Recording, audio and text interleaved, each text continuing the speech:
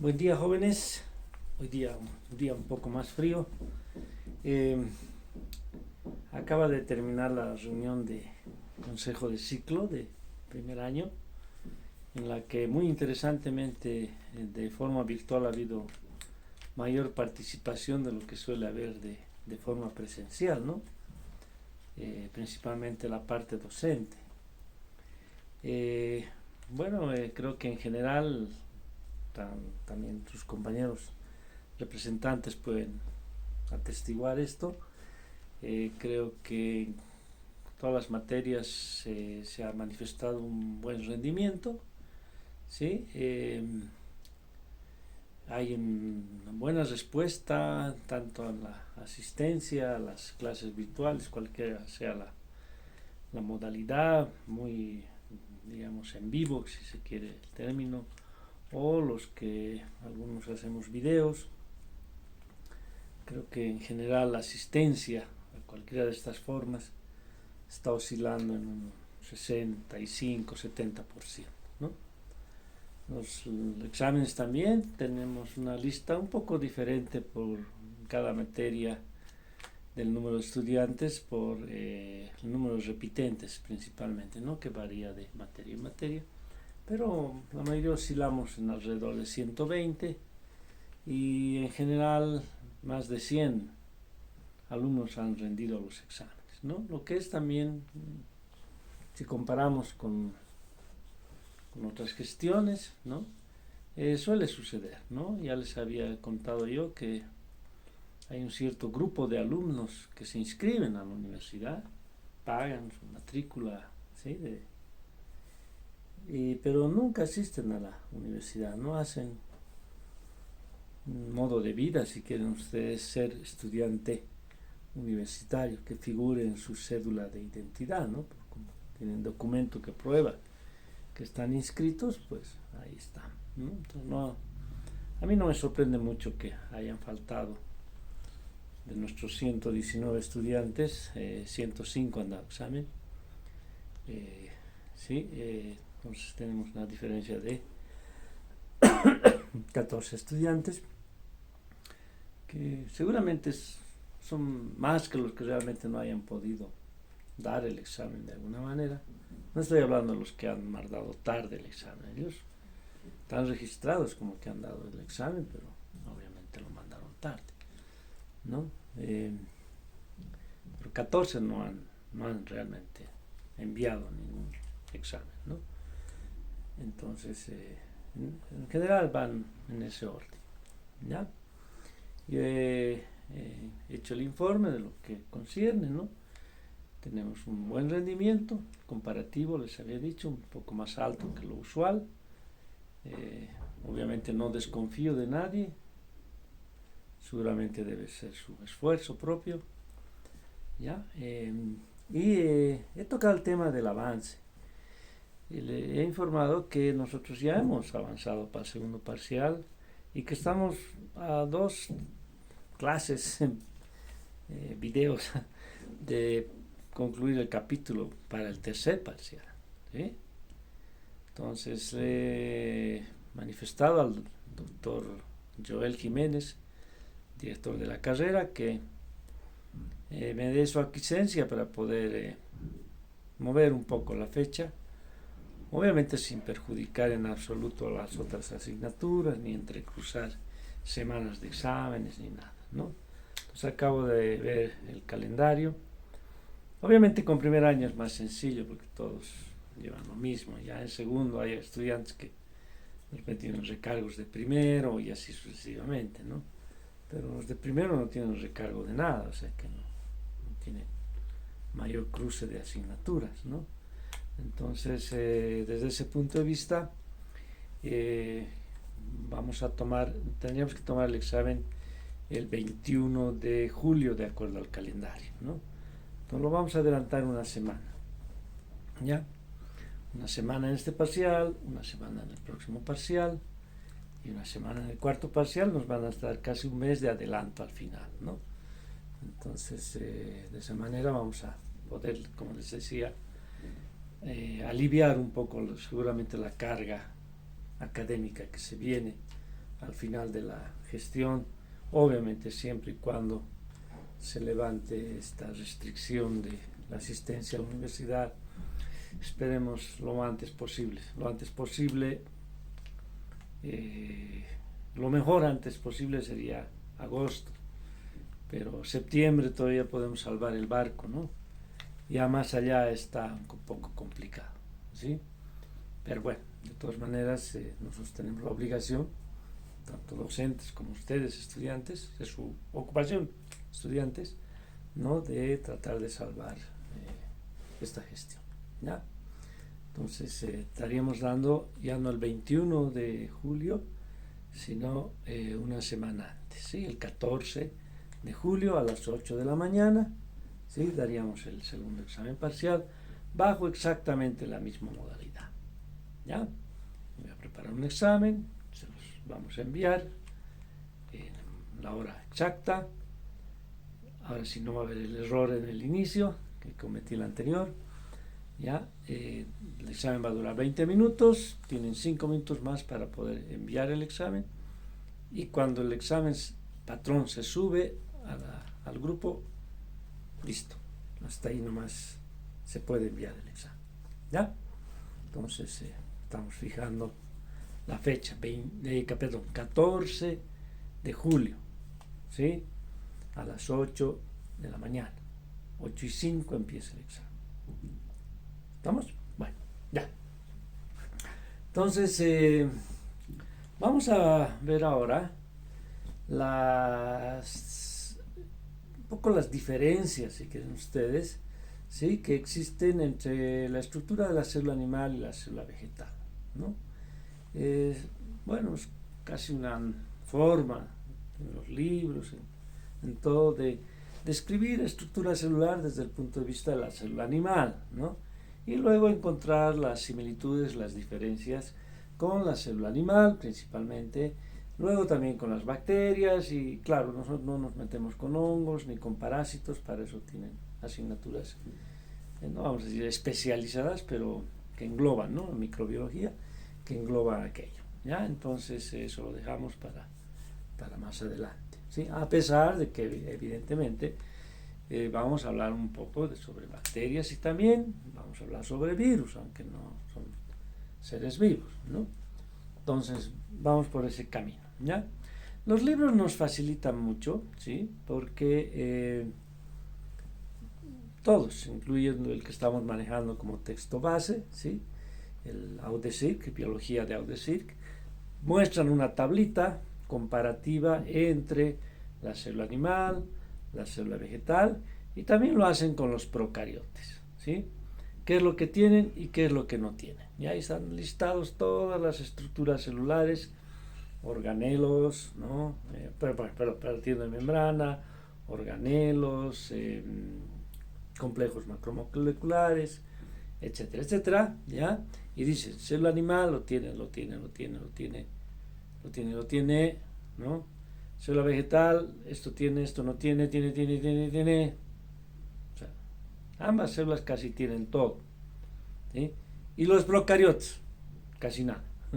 Sí, la lista de tiqueados positivos es muy baja, ¿ya? Entonces, de esa manera uno facilito se puede ubicar qué es lo que hay en las células eucariotas animales, qué hay en las células eucariotas vegetales, y qué es casi todo lo que falta en las células procariotas, ¿ya?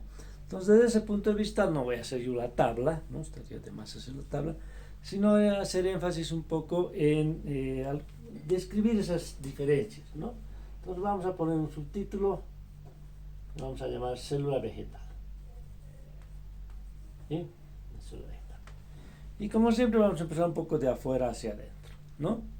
La célula vegetal, ¿sí?, la diferencia fácil de observar, incluso nuestras técnicas microscópicas básicas, ¿no?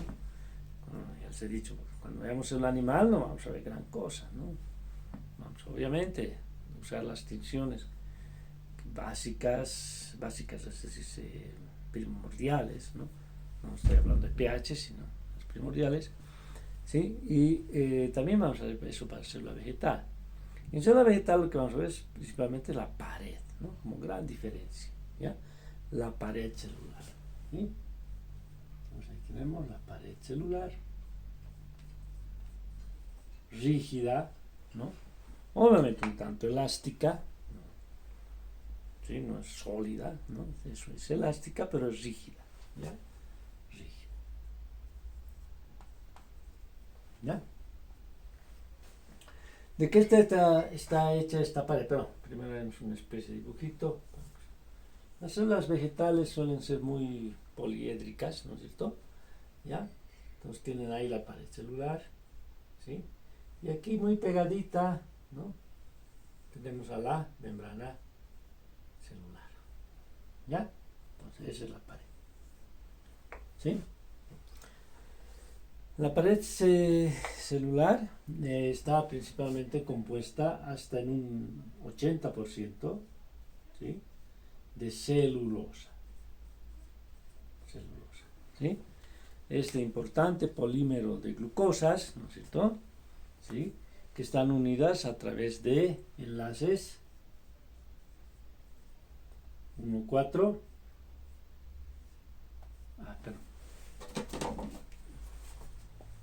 Pero en la característica beta, ¿no es cierto? Beta 1,4. ¿Ya? Vale decir, solo para recordarles, ¿no? Estas son las glucosas, ¿sí? ¿Ya? Recuerden, la glucosa, la beta de glucosa, ¿sí? Tiene el oxidrilo en posición trans respecto a este, ¿sí? Trans, ¿ya? Obviamente aquí hay también un oxidrilo, ¿no? Y forman un enlace de esta manera. Bueno, esto ya desaparece, ¿no? ¿Sí? Esto es a lo que nos referimos, beta 1,4. El alfa es los dos hacia abajo, ¿no? ¿Ya?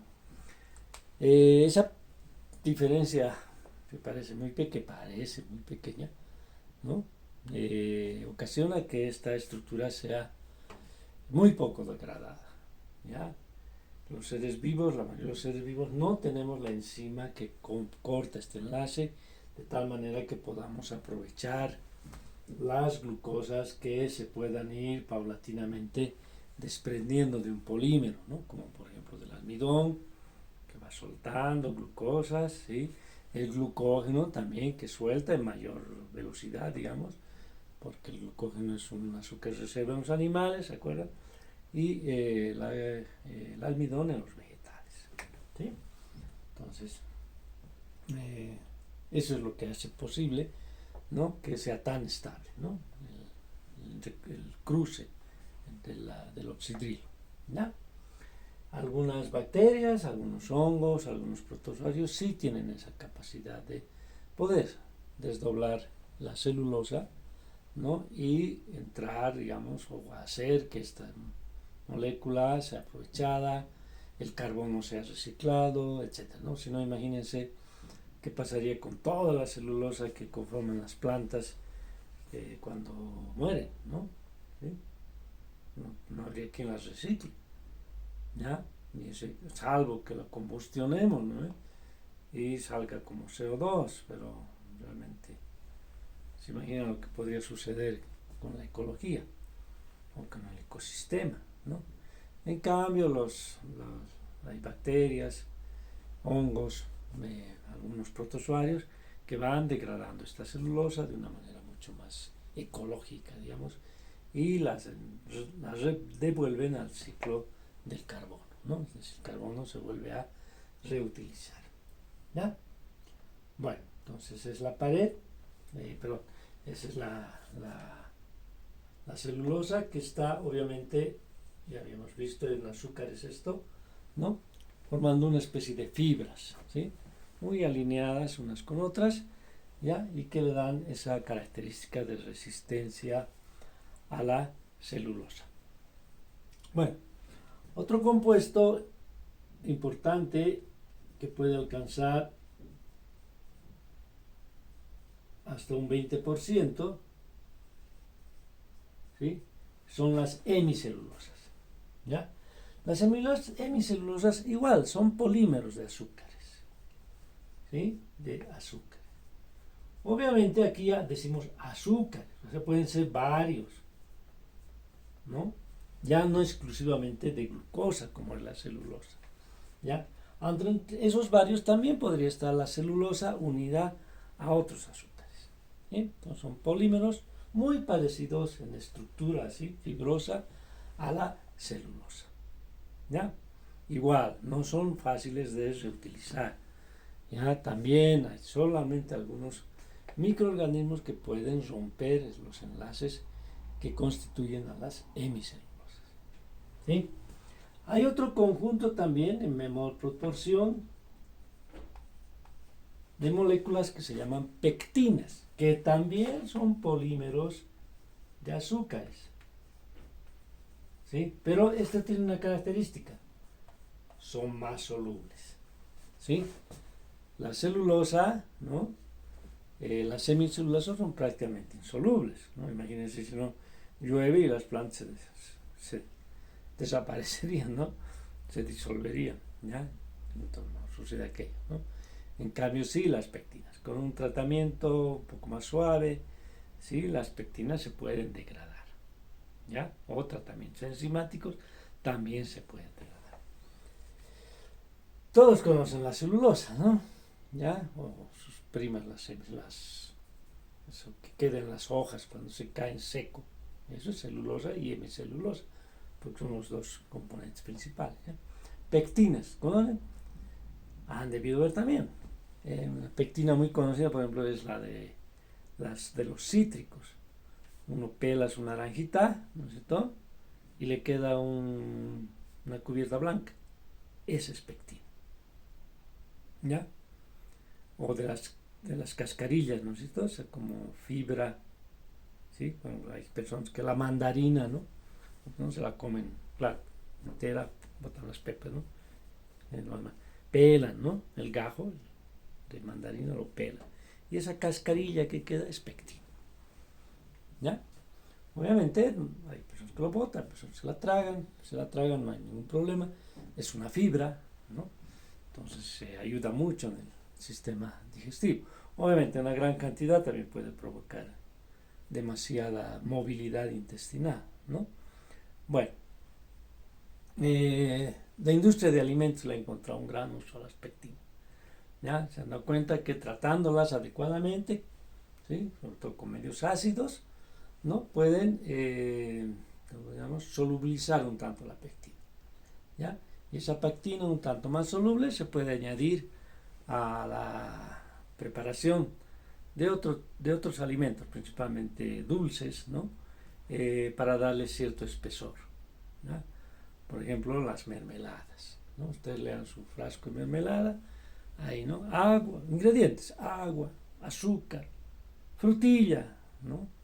Etcétera, ¿no? Pectina, ¿ya? Pectina. ¿Para qué? Para darle esa consistencia, ¿no? Agradable que tiene la mermelada. O dulce, bueno. Son sutiles las diferencias entre mermelada y dulce, ¿no? ¿Ya? Porque a veces uno puede hacerse la mejor mermelada en su casa, ¿no? Uno va ahí. Ahora venden mucha frutilla, que antes era mucha una exquisitez comer frutilla, ¿no? Uno comía frutillas para su cumpleaños, la mamá le ponía unas cuantas frutillas a la torta y ahí se acababa. ¿No? Ya muy cara, ¿no? ¿Sí? Ahora hay frutilla en todos lados, ¿no? Y relativamente barato. ¿Por qué? Porque pues hasta en el altiplano están produciendo frutilla, ¿no? En carpas solares, es decir, invernaderos, ¿sí? Plástico, sol de plástico, ¿no? Ahí están produciendo frutilla.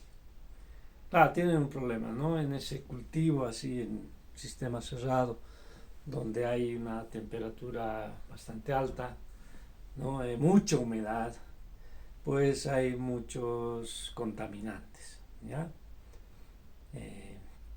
Hongos, bacterias, qué sé yo. Entonces se usa mucho insecticida, etcétera, ¿no? Entonces igual, además, igual, el cultivo en tierra tampoco deja de ser, el cultivo, a cielo abierto tampoco deja de ser peligroso, ¿no? La frutilla es rastrera, es decir, no es un arbusto siquiera, ¿no? Crece al ras del suelo. Entonces el suelo obviamente está contaminado. Peor en nuestro medio donde se hace uso incluso de aguas hervidas para regar, ¿no? Entonces ahí también, ¿no? Hay mucho uso de insecticidas, pesticidas, etcétera, ¿no? Entonces, cuando coman ese tipo de alimentos rastreros, ¿no? O que crecen a muy bajos niveles del suelo, hay que tener mucho cuidado en la higiene, el lavado de esos alimentos, ¿ya? No, tampoco los frutos de árboles se salvan, ¿no? Por ejemplo, la manzana, a ver, la gente lo que hace, no, pero la manzana, el único que la ha tocado es ese que ha recogido y la ha metido al, ¿no? Entonces a veces mucha gente no la lava, ¿no? Le tira una frotada de la fruta en la manga y se la come, ¿no? No, igual, la manzana es un fruto delicado, ¿ya? Puede ser blanco de aves, de insectos, de todo, ¿no? Entonces también se usa mucho pesticida, insecticida, etc. Entonces siempre hay que lavar esa fruta, ¿eh? Mejor incluso, aunque uno pierde algo de las vitaminas, obviamente, pelar esa fruta, ¿no? La manzana, el durazno, etc., ¿no? El platanito es muy bueno, ¿no? Uno lo pela y se come lo de adentro, tranquilo, ¿ya? No importa qué ha pasado allá afuera. Bueno, ya, entonces con esos ejemplos no se van a olvidar de las pectinas, ¿sí? Muy importantes, ¿ya? También hay algunas otras sustancias, ¿no? Como por ejemplo las ceras, ¿sí? En la pared celular, ¿no? Que protege a toda la célula vegetal, aquí está su núcleo, etcétera, ¿no? Sobre todo en aquellas plantas que ya hemos descrito, ¿no? Las C4, ¿recuerdan? Las que viven en climas muy secos o extremadamente secos, más aún, ¿sí? Entonces esas plantas, sobre todo en las hojas, ¿no? Sobre esa capa de celulosa, hemicelulosa, etcétera, se acumula cera, ¿ya? En algunas plantas, como los cactus, por ejemplo, hasta se puede raspar esa cera, ¿no? O en algunas hojas es hasta casi visible esa capa de cera. Por ejemplo, esa hoja que se llama no me acuerdo, es una hojita de salón, grande. Bueno, que incluso en esas hojas las señoras que cuidan muy bien sus plantitas, con trapito le pasan, ¿no? Como tiene cera, brillantes las hojas, bien bonitas, ¿no? Me voy a acordar, no les voy a comentar. Bueno, ya, entonces es la pared celular, ¿ya? La pared celular, además de darle este sostén a la célula, ¿no es cierto? Es decir, la célula y toda la estructura vegetal en realidad, ¿no? Las plantas, recuerden, no tienen esqueleto, como muchos seres vivos, ¿no? Sobre todo para nuestro esqueleto, ¿no? ¿De qué nos sirve? Su principal función es sostener nuestra estructura, ¿ya? Las plantas no tienen un esqueleto, ¿ya? Entonces, ¿cómo se sostienen, ¿no? Y las plantas pueden alcanzar tamaños inmesurables, ¿no? O sea, hay árboles que miden más de 30 metros, imagínense. 30 metros son edificios de 10 pisos. Normalmente en cada piso son 3 metros. Si alguna vez quieren calcular algo, ¿ya? A ver cuánto medía este edificio. Cuenten los pisos, ¿no? 20 pisos por 3, 60 metros. Esa es la altura. Ya más o menos de piso a piso hay 3 metros. Entonces, árboles que tienen más de 30 metros de altura, ¿sí? Y no hay fierro con hormigón armado ni nada que lo sostenga, ¿no? ¿Sí? Son la pared vegetal, ¿ya? Y también tiene mucho que ver con el equilibrio hídrico, ¿no? Equilibrio hídrico, ¿ya? En este sentido, ¿a qué me refiero? Me refiero sobre todo a que cuando la planta o la célula vegetal recibe mucha agua, ¿no? Podría explotar, como la célula animal, ¿no? Tanta agua, la membrana ya no sostiene, revienta. Pero acá ¿no? Acá puede entrar todo el agua que quiera, ¿no? Pero va a tener un límite, ¿no? Va a entrar agua hasta que ya no se estire más la membrana, ¿no? Porque la pared celular, ¿sí? Es flexible, evidentemente, se puede hinchar un poco, ¿ya? La célula, pero no va a reventar, ¿ya? Bueno, esta práctica de osmosis la hacemos también, ¿no? Vamos a poder ver células vegetales cómo se achican, vamos a ver con células de pétalos de flores oscuros, ¿ya? Para poder ver cómo se separa la membrana de la pared celular, ¿sí? También le vamos a poner solución hipotónica, ¿no? Y vamos a ver cómo lo posible se puedan hinchar, pero no es fácil, ¿ya? Pero podrían hacer una pruebita, ¿no? Alguna plantita que tengan en maceta pequeña, ¿ya? Agréguenles sal, ¿no? Sal. O no las rieguen de la forma usual. ¿Ya? Si riegan sus macetas cada 2 días, a ver, hagan una prueba de maltratar un poquito a esa planta por unos 2 días, no las rieguen, unos 4 días, ¿no? Y van a ver que se va a arrugar, ¿no? Va a perder agua. ¿Sí? Claro. A pesar de que la pared celular, decimos, es rígida, ¿no? Y esto pierde, porque lo que pierde agua es el interior, la pared también pierde consistencia, ¿no? Entonces toda la estructura se arruga, ¿no? Se marchita, digamos, ¿sí? Ahora vamos a lo contrario, ¿no? Uy, por el plato, un montón de agua, ¿no? De golpe, ¿eh? Uy, no, pero la pared celular es la que la controla, ¿no? La que la sostiene, ¿ya? Entonces esa es una de las principales diferencias con la célula animal, ¿no? Aunque hay algunas células animales, ¿sí? Perdón, algunas células eucariotas, en los protozoarios que tienen una especie de pared celular, ¿ya? Por si acaso. Las bacterias también tienen pared celular, pero no son de la misma composición, ¿sí? Son bastante diferentes. ¿Vamos? Ya me hizo calor. Antes que me olvide, escuchar el informe de la doctora Flores de Química Orgánica y bueno, terminado de entender muy bien, pero me parece que su primer parcial ha entrado mucho de macromoléculas, ¿no? Lo que es una maravilla para ustedes, ¿no? Porque ya, digamos, el tema lo tienen hasta estudiado, porque creo que ya anda examen, ¿no? Entonces, nuestro segundo parcial, obviamente, también son macromoléculas, ¿ya? Obviamente, de repente, más desde el punto de vista biológico, ¿no? Más que solamente químico, orgánico. Pero les va a ayudar mucho.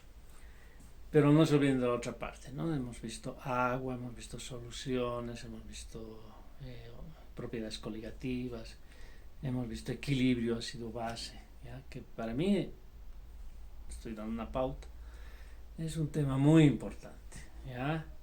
El saber reconocer un ácido, una base, una sal, si es ácida, básica, neutra, es fundamental, ¿sí? Fundamental, ¿ya?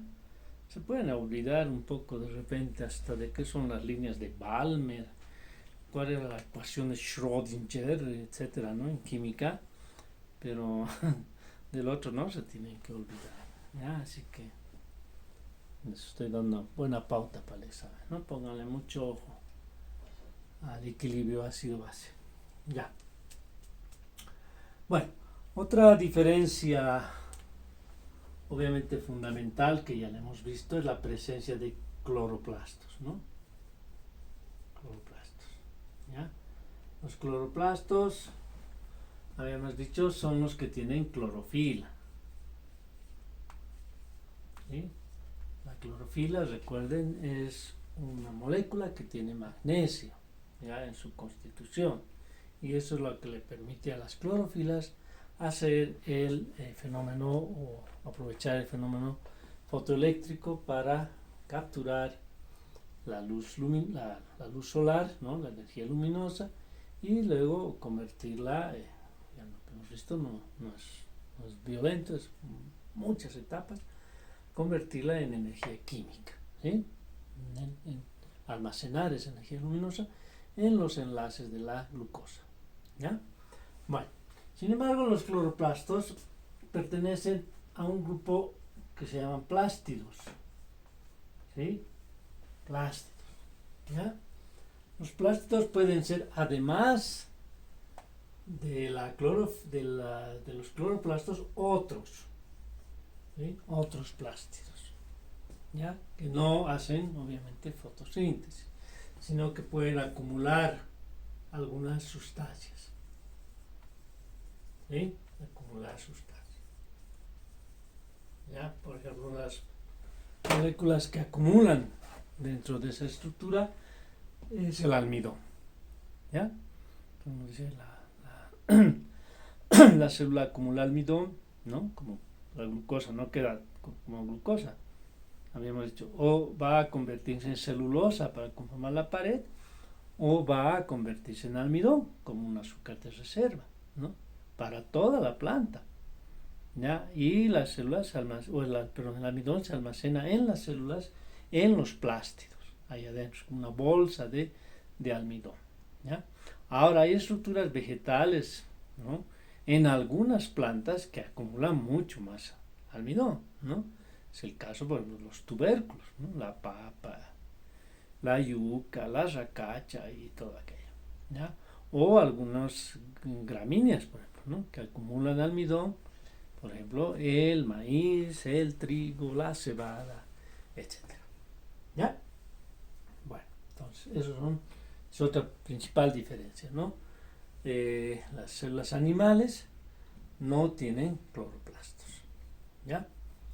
Bueno, ¿qué otra diferencia hay? Ah, la gran vacuola. La gran vacuola. ¿Sí? Fíjense. Bueno, vamos a pintar una célula un poco más cuadrada ya. Ahí tenemos la pared celular, ¿sí? Por dentro tenemos la membrana celular, ¿sí? Y en muchas células, sobre todo las muy expuestas a cambios hídricos, hay una gran vacuola, ¿sí? Que obviamente, ¿qué es lo que contiene? Agua, ¿no? Agua, ¿ya? E incluso es tan grande que en muchas células desplaza al núcleo, ¿sí? El núcleo, por ejemplo, la célula animal, vamos a ver eso al microscopio, casi siempre ocupa una posición central, ¿no? Porque de ahí está comunicado con toda la célula, ¿ya? Pero esta gran vacuola puede desplazar al núcleo en la célula vegetal, ¿sí? Bueno, entonces, ¿qué pasa? Por ejemplo, supongamos que esta planta, ¿sí? Está en una situación de escasez de agua, ¿no? Hay menos agua afuera. Nos hemos olvidado regar nuestra plantita o no ha llovido y hay poca agua, ¿sí? Acá hay un factor muy importante, ¿no? Ustedes dirán, pero bueno, el agua, supongamos, ¿no?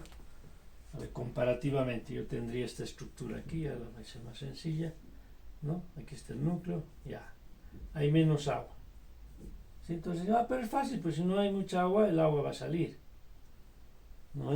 ¿Y qué le va a pasar a esta célula? Cada vez se va a ir arrugando más, ¿no? El citoplasma va a ir perdiendo agua. Bueno, ¿sí? Aquí un poco también podría pasar lo mismo, ¿no? O como que pasa, ¿no? Se va a ir arrugando, ¿ya? Pero hay un factor muy importante, ¿no? Esto, si ustedes quieren, es una especie de solución, ¿no? Fíjense, aquí no he puesto solución, he puesto agua, ¿ya? Aquí estoy poniendo solución. ¿Por qué? porque ahí están todas las proteínas, todos los contenidos celulares, iones, hormonas y qué sé yo. ¿Ya? ¿Sí? Y están en una concentración óptima, cualquiera sea ella. Hay sustancias que están en gran cantidad, porque es necesario. Hay sustancias que no están en pequeña cantidad, porque así es necesario. ¿Ya? Pero están en la concentración óptima. ¿Y qué es la concentración óptima? La concentración óptima es la ideal para que las reacciones químicas se lleven a cabo. ¿Sí?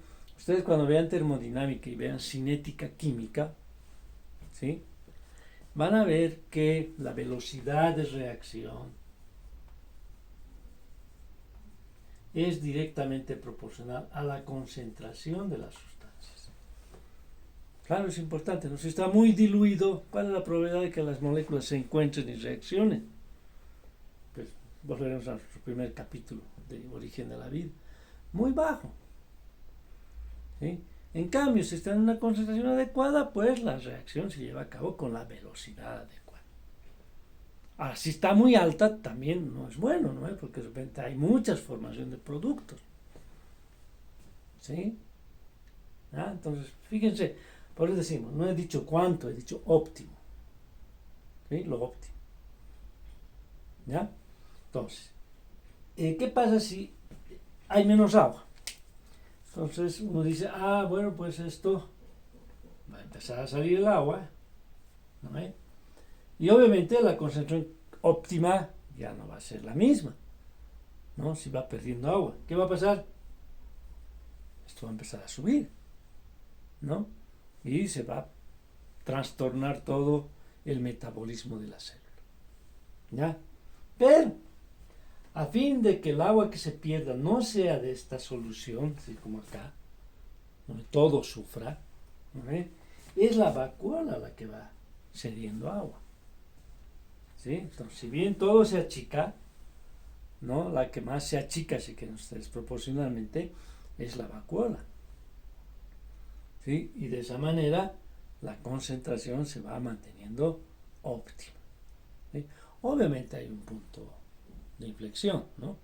Es decir, habrá un punto de que ya perdí tanta agua, pues que ya ni la vacuola llega a compensar. ¿Estamos? ¿Ya? Entonces, el papel de la gran vacuola. Obviamente esto también puede suceder al revés, ¿no? Aunque, digamos, la explicación es un tanto más sencilla, ¿no? ¿Ya? Supongamos que hay demasiada agua, nos hemos acordado de regar, ¿sí? Y hay estas células, por ejemplo, ¿cuáles son las que sufren más? Las células de la raíz, ¿no? Porque no le echamos agüita a la planta por afuerita, ¿no? Lo importante es que la raíz sea a la que llegue el agua y de ahí se absorba y se distribuye esa agua, ¿no? Pero las células de la raíz, por lo menos en un tiempo, están con una cantidad de agua en exceso por la parte externa, ¿no? Entonces, mucha agua. Entonces el agua empieza a entrar, ¿no? El agua en vez de salir empieza a entrar, ¿ya? Y obviamente, a fin también de mantener esta concentración de forma óptima, esa agua, ¿sí?, la que está en exceso frente a la concentración óptima, va a entrar a la gran vacuola. Obviamente esto tiene la ventaja de que la pared, listo, hasta aquí nomás, no entra más agua y es un tanto más fácil conservar la concentración, entre comillas, ideal, ¿ya? La concentración óptima, ¿sí? Entonces, fíjense, esta gran vacuola con la ayuda de la pared celular son las que mantienen el equilibrio hídrico dentro de la célula. La pared sobre todo cuando hay mucha agua, ¿no? Y la vacuola sobre todo cuando hay poca agua. ¿Estamos? La célula vegetal tiene otras particularidades, ¿no? Por ejemplo, no tiene centriolos. Esto ya lo dijimos, lo vamos a repasar, ¿ya? No tiene centriolos. No tiene aquellas estructuras 9 por 3, ¿no es cierto? Esas estructuras 9 por 3, ¿ya? No hay, ¿sí? No existe. ¿Estamos? Estos centriolos, ¿se acuerdan? Se llaman así porque tienen una posición central en la célula que no se está dividiendo. Cuando se divide, previamente duplica ese número de centriolos y los centriolos migran a los polos, extremos, como quieran, lados opuestos en la célula, ¿ya? Y de allí parten en la célula animal el uso mitótico, ¿sí? También hecho de tubulina, ¿no? Sin embargo, en la célula vegetal no hay centriolos, pero eso no impide que se forme el uso mitótico, ¿está? O sea, bueno, al final dicen ustedes, entonces, ¿qué función cumple el centriolo en la célula animal? ¿No? No se conoce en detalle. ¿Ya? ¿Qué más? La célula vegetal no tiene lisosomas. ¿Sí? No tiene lisosomas. Pero tiene vacuolas digestivas. Bueno, esto es vacuolas digestivas. ¿Sí? Ahora, ¿cuál es la verdadera diferencia entre un lisosoma y una vacuola digestiva? No, no sé, no sé, ¿ya? Porque si es digestiva, ¿no? Quiere decir que tiene la capacidad de romper moléculas, las moléculas de un polímero macromolecular o de una partícula que está hecha de varios tipos de macromoléculas, ¿no? ¿Ya? Se unen todos y se asocian y terminan rompiendo la estructura de esa partícula. ¿Sí? Entonces, bueno, pero así están los libros, ¿no? No tienen lisosomas, tienen vacuolas digestivas. Bueno, creo que eso es lo más fundamental de las diferencias. Ya cuando hagamos el repaso de estructura ya con las figuras del texto, vamos a mostrar ese cuadrito, ¿ya? Y bueno, si hay algo que me he olvidado, pues ahí lo vamos a colocar, ¿ya? Bueno, entonces ahí quedamos. Tal vez ser un video un poco más corto, ¿sí? Han recomendado, un poco recién me he enterado, que se ha acordado, no sé entre quiénes, pero que las clases virtuales en lo posible no excedan de 1 hora, ¿no?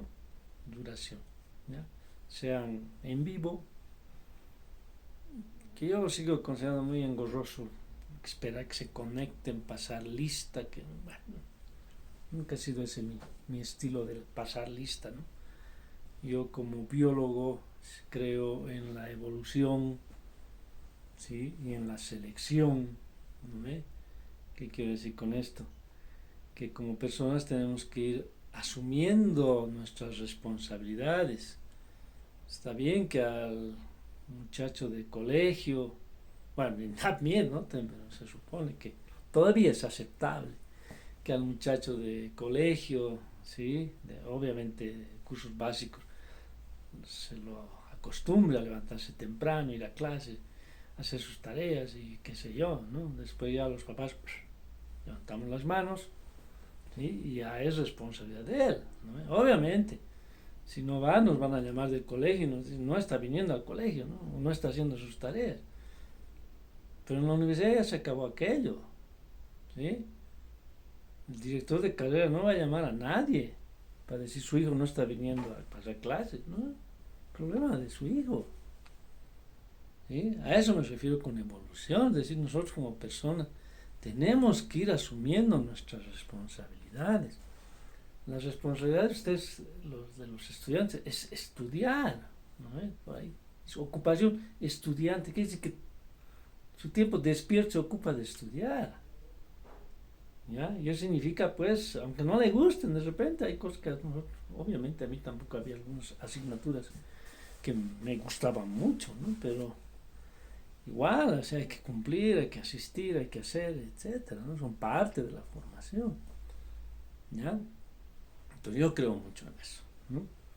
Ustedes ven el video, muy bien, jóvenes. Si lo vuelven a ver, mejor. Si no lo ven, problema de ustedes, ¿ya? Y la selección, ¿no? La selección. Es decir, el examen presencial, virtual, como quieran, la modalidad del examen, es un control que se hace, ¿no? Porque alguien tiene que dar un juicio de valor, decir, si este estudiante sabe o no sabe, porque es lo que, bueno, aprobado o reprobado, ¿no? O de repente ni sabe, no sabe, aprobó realmente, ¿no? Una cosa es saber y otra cosa es aprobar, ¿ya?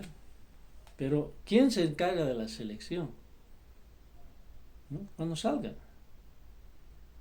ya cuando salgan a la calle a buscar un trabajo, ahí vamos a ver qué bien funciona eso de la selección. Aquel estudiante que fue asumiendo, fue evolucionando, va a tener mayor problema. Aquel estudiante que no evolucionó, la selección va a ser que o no consiga trabajo o consiga los trabajos de menor valía, ¿no es cierto? O sea que yo por eso no me preocupo eso de llamar asistencia, de ver si están copiando en el examen. El problema de ustedes. ¿Sí? El problema de ustedes. ¿Ya? No me están engañando a mí.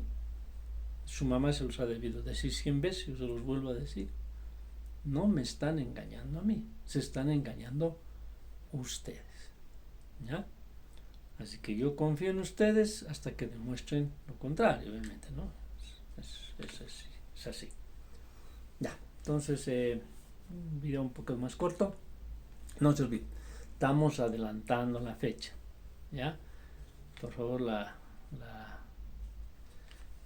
representante de curso, que seguramente ve los videos, ¿no? Porque ya he informado un poco de que todo está bien, qué sé yo, ¿sí? Encárguese de vez en cuando recordarles, ¿ya? Voy a pedir también lo mismo a los auxiliares de docencia, que vayan recordándoles periódicamente que el examen lo estamos moviendo del 21 de julio al 14 de julio, ¿ya? El tercer parcial lo vamos a mover 2 semanas antes y el cuarto parcial 3, a menos que empecemos a cruzar. Ahí vamos, voy a ver bien el calendario y les voy a comunicar, ¿no? Bueno, ahí queda.